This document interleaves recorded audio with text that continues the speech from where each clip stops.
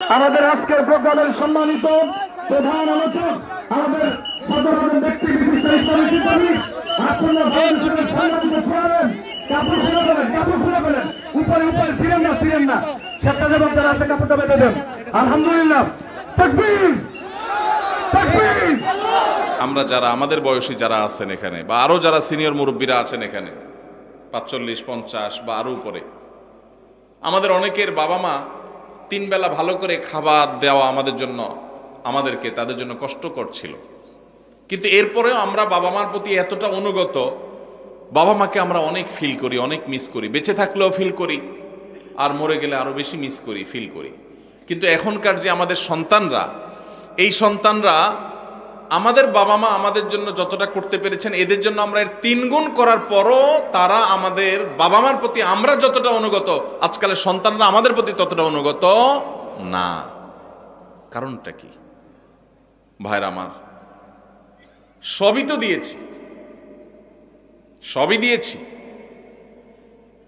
আমার বাবা মা যা দিতে পেরেছে আমি তার চেয়ে বেশি দিয়েছি। তাহলে কৃতজ্ঞতা আদায় করতে গিয়েও তো অন্তত আমি আমার বাবার মধ্যে যতটা অনুগত, সন্তান আরো বেশি অনুগত হওয়ার কথা ছিল, কিন্তু হচ্ছে না। এর কারণ কি? এর কারণ বিশ্লেষণ করা অনেক লম্বা আলোচনার ব্যাপার। একক কোনো কারণ এখানে বলা কঠিন, অনেকগুলো কারণ রয়েছে।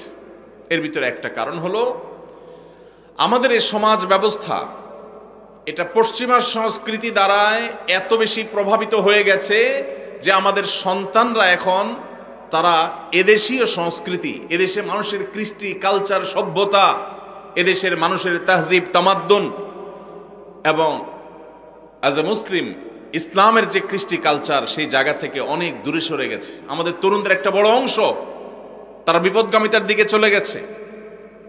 এর কারণ যেমন পশ্চিমা সংস্কৃতির আগ্রাসন আছে, নাটক সিনেমার নামে, বিনোদনের নামে যেগুলো দেখছেন সারাক্ষণ, আপনার ভেতরের জগৎকে পরিবর্তন করে দিচ্ছে। সেগুলো আপনার ঈমান, আমল, চিন্তাধারা সবকিছুকে প্রভাবিত করে নিজের অজান্তে চেঞ্জ করে দিচ্ছে। আপনি মুসলমান থাকছেন নামে আর খোলসে, ভেতর থেকে আপনাকে পরিবর্তন করছে, আপনি টেরও পাচ্ছেন না।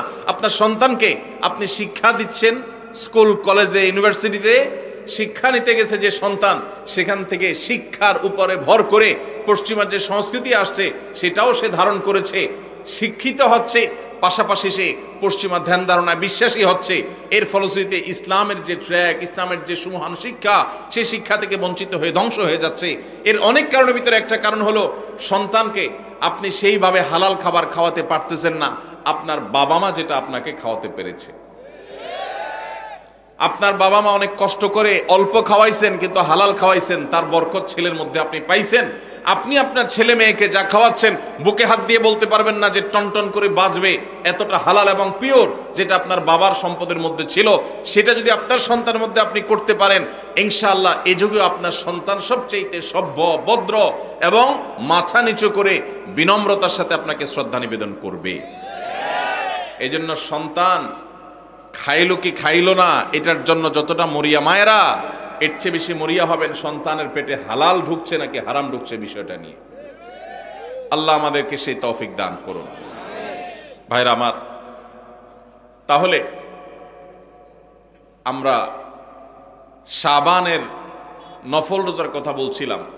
এই নফল রোজাগুলো আমরা বেশি বেশি করে নিজেরা রাখবো, অন্যদেরকে রাখতে উৎসাহিত করব, অন্যদের মধ্যে প্রচার করব, জানাজানি করব। আগামী বছর আমাদের কাছে বলার দরকার নাই আমি হয়তো মাহফিল আগামী বছর আসবো না, বাঁচবো না, হয়তো মাহফিল আদৌ হইল না, কিন্তু আল্লাহর কাছে যেন এটা বলার মতো থাকে। এই মাহফিল থেকে যাওয়ার সময় নিয়ত করে যাবো ইনশাল্লাহ আমলটা করব। ঠিক আছে না ইনশাল্লাহ? আল্লাহ আমাদের সবাইকে আমলের তৌফিক দান করুন। তো এই যে মা বাবার সন্তানের কথাটা যেখান থেকে আসলো, সেটা হলো আমরা শাবান মাসে বেশি বেশি রোজা রাখলে লাভ কি আমাদের না আল্লাহর? আল্লাহ কোরআনে বারবার আমাদের নেকামল করতে বলছেন, নবীরা বারবার আমাদেরকে সতর্ক করছেন। এটা দেখে কোন জাহেল মানুষের মনে চিন্তা আসতে পারে যে ব্যাপার কি, আমরা আমল না করলে আল্লাহর কি? ভাইরা আমার, এটা হলো শিশু সুলভ চিন্তা। ওই যে শিশু মা বাপ খানা খাওয়ানোর জন্য সারাদিন পিছে পিছে ঘুরে, আর সে মনে করে কিরে মার মনে কোনো ঠেকাটুকা আছে মনে হয়, মা মনে বেতন টেতন পাবে, এই জন্য আমার পিছে পিছে ঘুরে মনে হয়। ওই ছেলে খাইতে চায় না, অথচ স্বার্থটা কি মায়ের না সন্তানের? সন্তানের। তাহলে মা এত কষ্ট কেন করছেন? মমতার কারণে, স্নেহের কারণে। মা বাবা সন্তানকে যতটা ভালোবাসেন, আপনার আমার রব, আপনার আমার মালিক আল্লাহ সুবহানাহু ওয়া তাআলা আমাদেরকে এর চাইতে অগণিত গুণ বেশি ভালোবাসেন। এত বেশি ভালোবাসেন যে বান্দা জাহান্নামে যাক আল্লাহ চান না। এই যে বিভিন্ন আমল আমাদেরকে আল্লাহ দিয়েছেন, এই আমলগুলো দিয়েছেন আমরা যেন জান্নাতে যাওয়ার পথ সহজ হয়, আমাদের সুগম হয়। সেজন্য এই জন্য ভাই সমস্ত সুন্নাহগুলো, নবীজির আমলগুলো সব শিখে শিখে জেনে জেনে আমল করবো তো ইনশাআল্লাহ। শাবান মাসে নফল রোজা রাখবো তো ইনশাআল্লাহ। অন্তত 2টা রোজা হলে ওরা রাখবেন, নিয়ত করছেন, একটু হাত তোলেন। আল্লাহ আমার ভাইদের সবাইকে আপনি আমল করার তৌফিক দান করেন। মালিক আমাদের সবাইকে আপনি আমলের তৌফিক দান করেন, আমাদের সবাইকে জান্নাতে যাওয়ার তৌফিক দান করেন। মাশাআল্লাহ মাশাআল্লাহ। একটা ওয়াজ শেষ, ওয়াজ নম্বর 2। দ্বিতীয় যে বিষয়ে কথা বলবো বলছিলাম সেটা হলো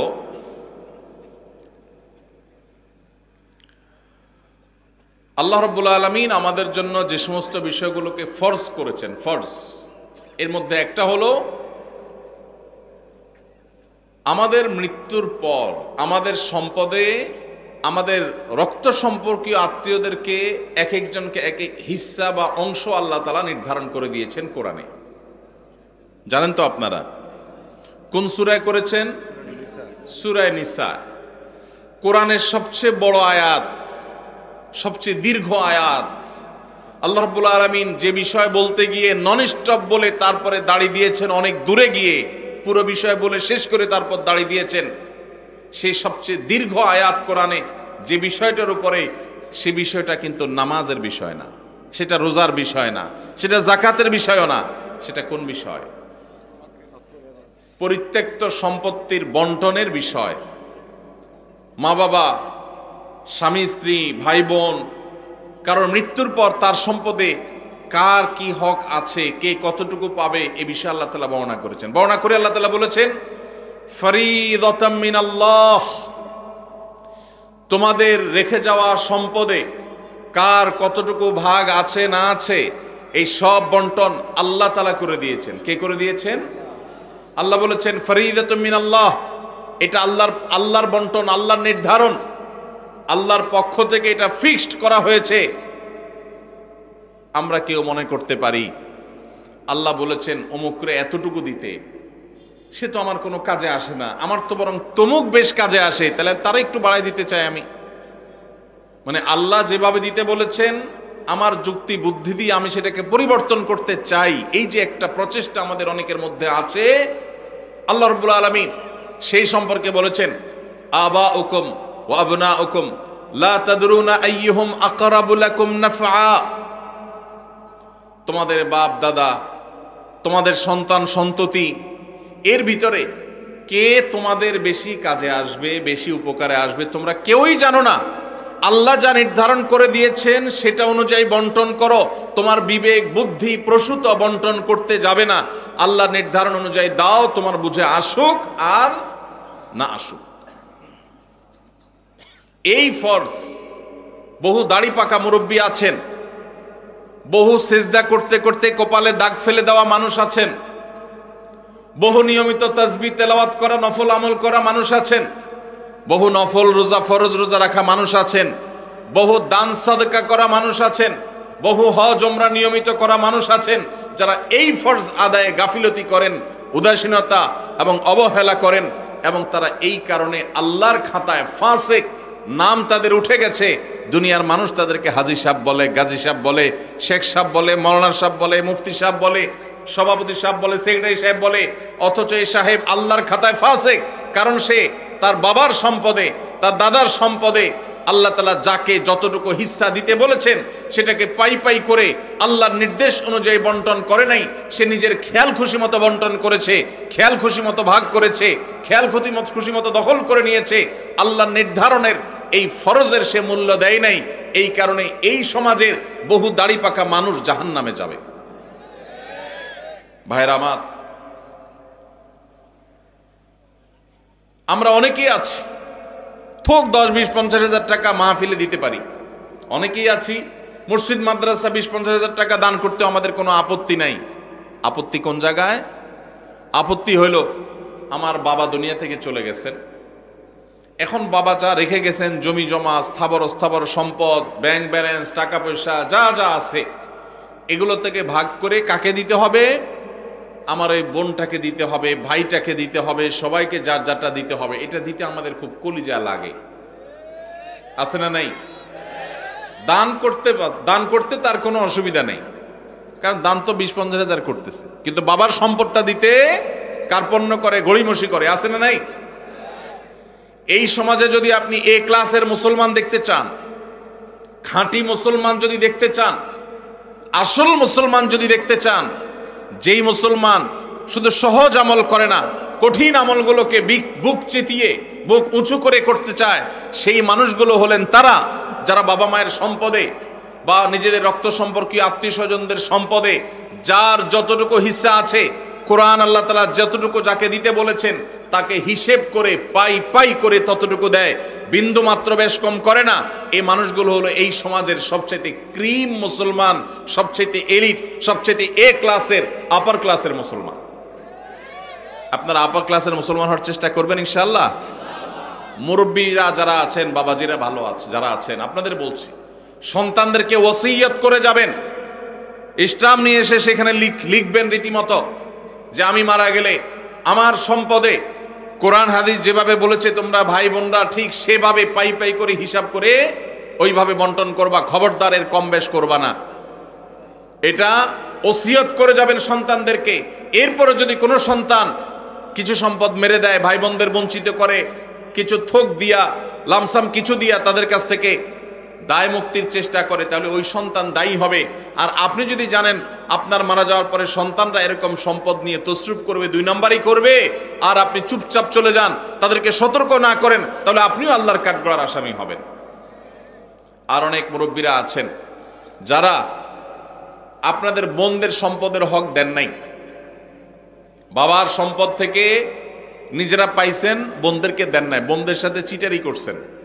কিভাবে চিটারি বলবো আমি? বাবার মৃত্যুর পর বোনরে দাওয়াত দিচ্ছেন, ভাগিনাদেরকে দাওয়াত দিচ্ছেন, দুলাভাইরে দাওয়াত দিচ্ছেন, আইনা ধুমসে একটা খাওন দিছেন, খাওয়ায়া নতুন নতুন বাজার থেকে শাড়ি টাড়ি আনছেন, আইনা বোনদেরকে শাড়ি, ভাগিনাদের কাপড় চোপড়, দুলাভাইরে লুঙ্গি, যার যা মনে চাইছে দিছেন, ধুমসে খাওয়ায় টাওয়ায় এখন আলাপ উঠাইছেন। আগে খাওন দিয়েছেন পেটে, এরপরে আলাপ উঠাইছেন। কি আলাপ উঠেছেন, দেখো বোন, বাবা তো দুনিয়া থেকে চলে গেলেন, আল্লাহ তারা নিয়ে গেলেন, এখন জমি জমা গর্বিটা বাবার যেগুলো যেগুলো আছে শরীয়ত অনুযায়ী তো তোমাদেরও এখানে ভাগ আছে, কিন্তু বাবা যে সেই অসুস্থ হয়েছে ওই থেকে বাবার সব ট্রিটমেন্ট, ডাক্তার খরচ, এগুলো সব তো আমারই করা লাগছে, তোমাদেরও মানুষ করা লাগছে। এখন এখানে তোমাদের ভাগ আছে সেটা তো আমি জানি, এখন এগুলা কি করা তোমরাই বলো, বল তোমাদের কোটে, বল তোমাদের কোটে। এটা হলো খুব সূক্ষ্ম চিটারি, এটার নাম হলো সূক্ষ্ম চিটারি। ডাকাতি বাটপারির বিভিন্ন ধরন আছে, তো এটা এক প্রকারের বাটপারি। কেন বাটপারি বললাম? কারণ ওই যে বোনটাকে বললেন বাপের বাড়িতে আয়না খাওয়াইয়া দাওয়া, বাপ মরার পরে মনটা এমনি নরম, আরো মেয়ে মানুষ, যখন এটা বলছেন আপনি, তখন সে কি বলবে বলেন? কি বলবে? বলবে থাক ভাই, আমার কোনো দায় দাবি নাই, আপনি তো কষ্ট নষ্ট করছেন, বাবার সব ডাক্তার কবিরাজ খরচ দিছেন, দেখাশোনা করছেন, থাক আমাদের দিতে হবে না, আপনি দোয়া করে দিয়েন। মনের ভিতরে ব্যথা চাপায়া, মেয়ে মানুষ মাত্র খাওয়াইছে ভাইয়ে, এখন যদি মুখের উপরে যদি বলে ভাই কি খরচ বরচ হয়েছে সেগুলো সব কাইটা রাইখা বাকি যেগুলো থাকে এগুলোতে আমাদের কত হয় হিসাব নিকাশ করে দিয়ে দিয়েন, এইটা বললে ওই বোনের আর রক্ষা আছে? পুরো এলাকাতে বদনাম ছড়ানো হবে যে আমার বোন বাপটা মইরা সারে নাই, কবরে রাইখা সারি নাই, এখন সে ভাগ চাইতে আসছে। এবার আমরা শুরু করব তাকে দুর্বল জায়গায় আঘাত করে তাকে দুর্বল করার। এই রোগটা আমাদের সমাজে আছে না নাই? মুরব্বীরা বাবাজিরা যারা আছেন কান খাড়া করে শুনে রাখেন, লম্বা দাড়ি নিয়া, তসবি তালিল নিয়া, নামাজ রোজা নিয়া ওয়াজ শুনতে শুনতে কানটা ঝালাফালা করে গেছেন। 2 পয়সার কোনো লাভ হবে না যদি বোনদের হক মেরে থাকেন। কিয়ামতের ময়দানে এই বোন দেখবেন দাঁড়ায় গেছে, এক চুল পরিমাণ ছাড় হবে না। যত আমল করেছেন সব দিয়ে জাহান্নামে যেতে হবে যদি বোনদের হক মেরে থাকেন। এই জন্য বাবারা, এই চিটারি করা যাবে না। ভাইয়েরা, এই চিটারি করা যাবে না। যেসব ভাইয়েরা বাবা মার মৃত্যুর পর বোনদের হক দেন নাই, অনেকে মায়ের হক দেয় না। মায়েরও হক আছে। আপনার বাবা মারা গেছেন, আপনার মা তার স্বামীর সম্পদে তার হক আছে না নাই? কয়জন সন্তান বলতে পারবেন যে আমার বাবা মারা গেছে, মাকে হিসাব করে দিয়ে দিছি? কয়জন বলতে পারবেন? এক ভাই হাত তুলছেন। আর আছেন যে মাকে হিসাব করে দিয়েছেন? আরেক ভাই হাত তুলছেন, মাশাআল্লাহ। আরেক ভাই হাত তুলছেন, 2-4 জন হাত তুলছেন, মাশাআল্লাহ। বেশিরভাগ মানুষ হাত তোলেন নাই। অনেকের হয়তো বাবা আল্লাহ তাআলা বাঁচায় রাখছেন, আরো বাঁচায় রাখুক, আমরা দোয়া করি। কিন্তু যদি দুনিয়া থেকে চলে যায় তাহলে ওলামা ইকরামের কাছ থেকে মাসআলা জেনে কোরআন যাকে যতটুকু দিয়েছে তাকে ততটুকু দিবেন তো ইনশাআল্লাহ? কারা কারা দিবেন? হাত তোলেন, হাত তোলেন। পাক্কা নিয়ত করে হাত তোলেন, আন্দাজে হাত তুলবেন না। সম্পদের লোভ করব না, বলেন সম্পদের লোভ। আল্লাহর দেওয়া বন্টন অনুযায়ী পাই পাই করে সবাইকে বুঝাই দেব ইনশাআল্লাহ। আল্লাহ আমাদের সব ভাইকে তৌফিক দান করুন। ভাই, বরকতের মালিক কে? বরকত দেওয়ার মালিক কে? আল্লাহ। যদি বরকতের মালিক এটা বিশ্বাস করেন তাহলে আপনার বাবার সম্পদে, মায়ের সম্পদে, ভাইয়ের সম্পদে, বোনের সম্পদে, আপনাদের পরস্পরের সম্পদে তার মৃত্যুর পর যার যতটুকু পাওনা আছে, আল্লাহ বলছে তাকে 1/3 দাও, আল্লাহ বলছে তাকে 50% দাও, আল্লাহ বলছেন কাকে এতটুকু দাও, আরেকজনকে এতটুকু দাও, যাকে যতটুকু দিতে বলেছেন তাকে ততটুকু যদি দিয়ে যান, আপনি ফকির হয়ে যাবেন, অভাবী হয়ে যাবেন, আপনার সব শেষ হয়ে যাবে। এটা কোনো মুসলমানের বিশ্বাস হতে, আল্লাহর নির্দেশ অনুযায়ী যার যতটুকু পাওনা যদি আমি দিয়ে দেই, আল্লাহ তাআলা আমাকে বরকত দিবেন না দিবেন না? আর আল্লাহ যখন বরকত দেন তখন অল্পতে অনেক হয়ে যায়, আর আল্লাহ যখন বরকত দেন না তখন পাহাড় পরিমাণ সম্পদ থাকলেও মানুষ অভাবী আর ভিখারি থাকে। ভাইরা আমার, আল্লাহ সম্পদও দিয়ে দেয়, আবার ক্যান্সারও দিয়ে দেয়। দেয় না? দেয় না? বরকত এবং কল্যাণ ভিন্ন জিনিস। এজন্য যুবক ভাইরা যারা আছেন তাদেরকে বলবো, নিয়ত করে নেন, ছোট লোকই করবেন না, নিচু চিন্তা করবেন না। যেসব ভাইরা মনে করেন যে বাবার জন্য আমি তো অনেক খরচ করছি, তাহলে আমি সব সম্পদ রেখে দিব, জি না। বাবার জন্য খরচ করা আপনার নৈতিক দায়িত্ব। আপনার যদি টাকা থাকে তার ট্রিটমেন্ট খরচ দাঁড়ানো আপনার দায়িত্ব। এর মানে এই না যে বাবার সম্পদ থেকে আপনি সেটা কাটাকাটি করবেন। হ্যাঁ, যদি এমন থাকে যে বাবার সম্পদ ক্যাশ টাকা আছে, সেটা দিয়ে ট্রিটমেন্ট করা যায়, তাহলে সেটা দিয়ে আপনি বাবার ট্রিটমেন্ট করেন, কোনো অসুবিধা নাই।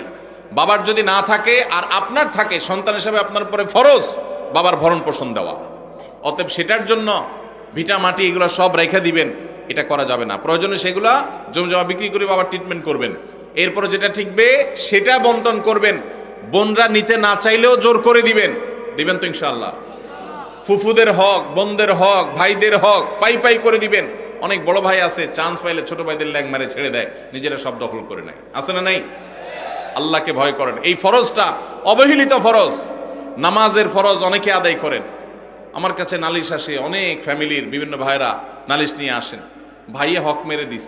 যে হক মারছে তার দাড়ি মাশাআল্লাহ একেবারে পেট পর্যন্ত চলে আসছে, কিন্তু হক মারতে তার বুকও কাঁপে নাই। এইরকম 2 নম্বর দাড়িওয়ালা মানুষ আছে না নাই? এই 2 নম্বর দাড়ি আল্লাহর কাছে অ্যাকসেপ্ট হবে। এখন আবার নতুন এক শয়তানি শুরু হয়েছে, সেটা হলো আল্লাহ রাব্বুল আলামিন বাবা মায়ের সম্পদে ছেলেদেরকে মেয়েদের দ্বিগুণ সম্পদ দিতে বলেছেন, ভাগ দিতে বলেছেন। মেয়েরা যদি টোটাল সম্পদের 10 টাকা পায় একজন মেয়ে, তাহলে একজন ছেলে পায় 20 টাকা।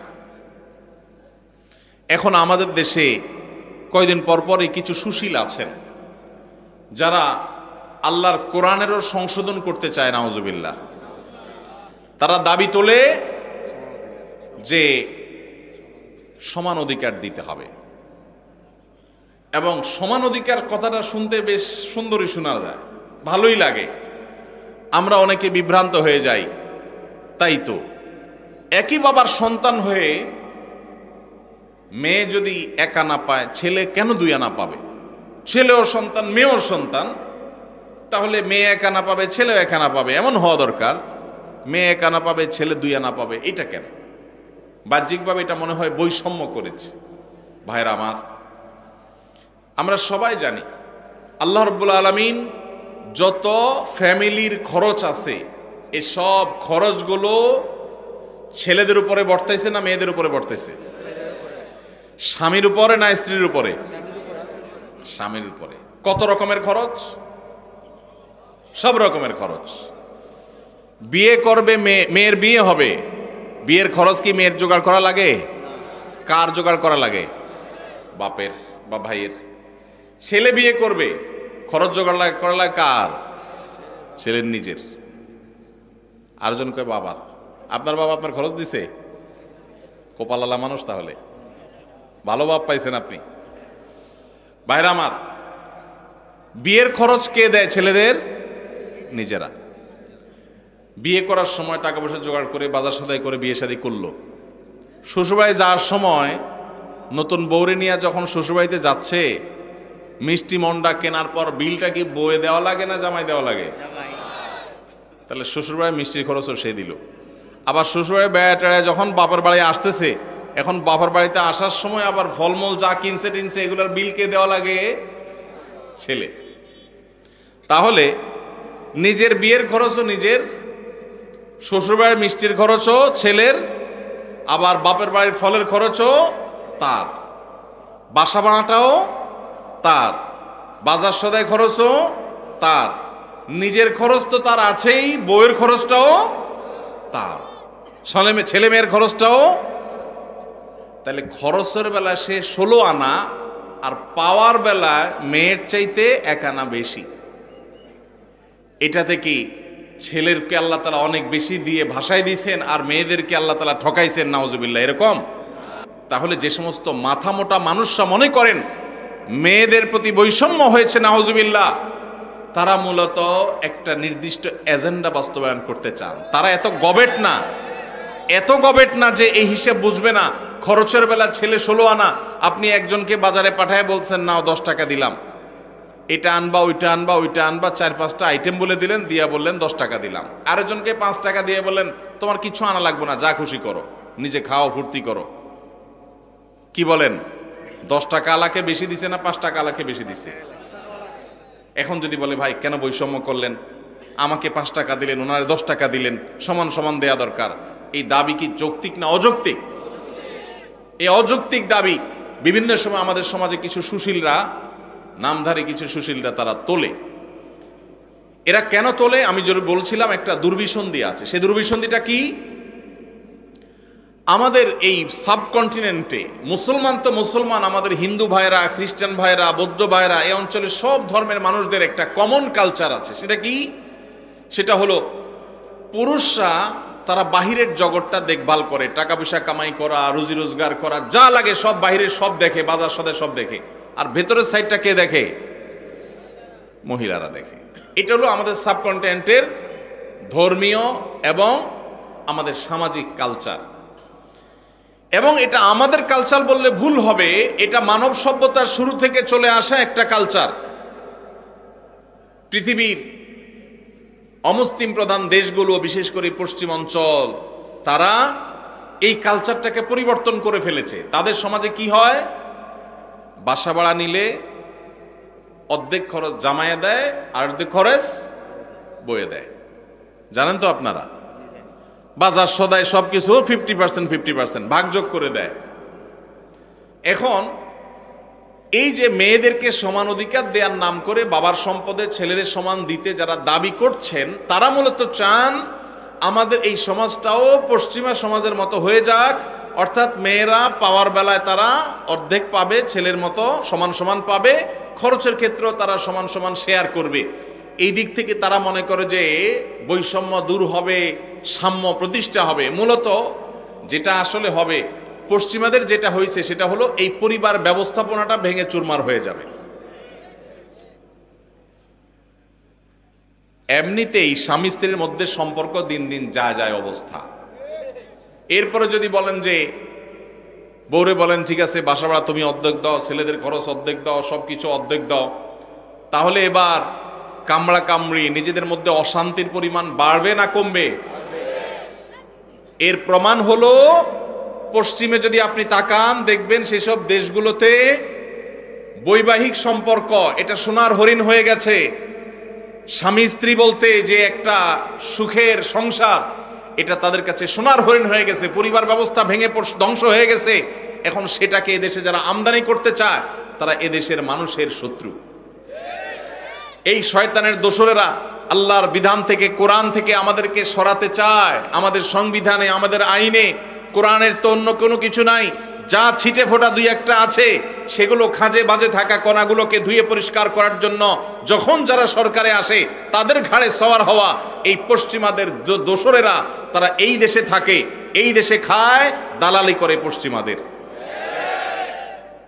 এদের ষড়যন্ত্রের ব্যাপারে আমাদের সতর্ক থাকতে হবে, সাবধান থাকতে হবে। আমাদের অবশ্যই বোনরা, মেয়েরা নানাভাবে নিগৃহীত, তাদের সপক্ষে আমাদের কথা বলতে হবে, কিন্তু তার জন্য আল্লাহর আইন, আল্লাহর বিধানকে পরিবর্তন করার কোনো প্রয়োজন নাই। তাহলে কি করতে হবে? দেখুন, আমাদের সমাজে এটা ঠিক যে অনেক স্বামীরা নিজেরা ইনকাম করে বলে স্ত্রীদের খোঁটা দেয়, কথার তলে রাখে, কথা শোনাতে থাকে, কষ্ট দেয়, এবং কথায় কথায় তাদেরকে এই যে উপায় উপার্জন করে, টাকা পয়সা নিয়ে আসে, বাজার সদাই করে, এগুলোর তুলনা দেয়। এই যে ছোট লোকিগুলো পুরুষরা করে, সেগুলো বন্ধ করতে হবে। সেগুলো বন্ধ করার জন্য মেয়েদেরকেও আপনি বের করে দিবেন, চাকরি করাবেন, অথবা তাদেরকে সম্পদের ভাগ দিবেন, তাতে বন্ধ হয়ে যাবে। এটা আমরা সঠিক মনে করি না। তাহলে কি করতে হবে? তাহলে নারীদের প্রতি নিগ্রহের রাস্তাগুলো বন্ধ করতে হবে। শরীয়ত যতটুকু দিতে বলেছে ততটুকু যদি নারীকে দেওয়া হয়, নারী কখনো স্বামীর উপরে শতভাগ ডিপেন্ডেন্ট হবে না। স্বামী জুলুম করলেও তার জুলুম স্বীকার করতে, জুলুম মেনে নিতে বাধ্য হবে না, যদি স্বামী মহরটা ঠিক মতো দেয়, বাবার সম্পদের পাওনাটা ঠিক মতো পায়, মায়ের সম্পদের পাওনাটা ঠিক মতো পায়, সব জায়গা থেকে তাদের যে পাওনা আছে এই পাওনাটা যদি তারা ঠিক মতো পায়, তাহলে তাদের প্রতি নিষ্পেষণ জুলুমের রাস্তা বন্ধ হয়ে যাবে। আল্লাহ রাব্বুল আলামিন মেয়েকে মোহরের মাধ্যমে স্বামী থেকে পাওয়ার রাস্তা রেখেছেন। আবার স্বামী মারা গেলে সেই সম্পদ থেকে ভাগ পায়, ছেলে মারা গেলে সেখান থেকে, ছেলে মেয়ে মারা গেলে সেখান থেকে পায়, আবার বাবার সম্পদ থেকে পায়, মায়ের সম্পদ থেকে পায়, সব জায়গা থেকে পায়। খরচের বেলা তাকে একেবারে জিরো রেখেছে। এটা মেয়েদের প্রতি বৈষম্য না, এটা মেয়েদের প্রতি বরং ইহসান। আজকের এই বস্তা পচা সস্তা চিন্তাধারা যারা লালন করছে, তারা সমতার কথা বলে, ইসলাম সমতার কথা বলে না। তাহলে কিসের কথা বলে? ইসলাম ন্যায্যতার কথা বলে। কিসের কথা বলে? সমতা এক জিনিস, ন্যায্যতা আরেক জিনিস। সব সময় সমতা ইনসাফ প্রতিষ্ঠা করে না, কিন্তু ন্যায্যতা সব সময় ইনসাফ প্রতিষ্ঠা করে। কিভাবে? ছোট ছোট কয়েকটা উদাহরণ নেন। আপনার একটা ছেলে আছে, একটা মেয়ে আছে। ছেলেটার বয়স মনে করেন 15, মেয়েটার বয়স ধরেন 12। ছেলেটার জ্বর হয়েছে 103, ডাক্তার বলছে নাপা খাওয়াইতে, বাজার থেকে এক পাতা নাপা কিনে আনছেন, আইনা ভাত টাত খাওয়াইয়া ছেলেকে নাপা খাইতে দিছেন, ছেলে নাপা খাইছে। এখন মেয়ের কিন্তু জ্বর টর কিচ্ছু নেই। হঠাৎ করে আপনার মাথায় ভূত চাপলো, আমাদেরকে তো সমতা প্রতিষ্ঠা করতে হবে।